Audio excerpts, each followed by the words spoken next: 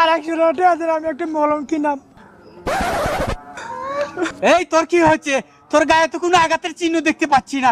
তুই কি গোপালগঞ্জের আন্দোলনে ছিলি না? মোদিজি, আপা সেনাবাহিনী আমার পাছাটা একদম লাল করে দিয়েছে, গোস্তগুলো একদম পচে গেছে।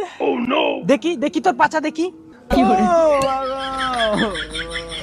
ও গো আপা, হাত দিয়ে না ব্যথা লাগে গো। ঠিক আছে, এই নে তোর পারিশ্রমিকের 500 টাকা। আর এই 500 টাকা দিয়ে একটি পাগলা মলম কিনে নিস। পুটকিকে কখনো পচতে দেওয়া যাবে না।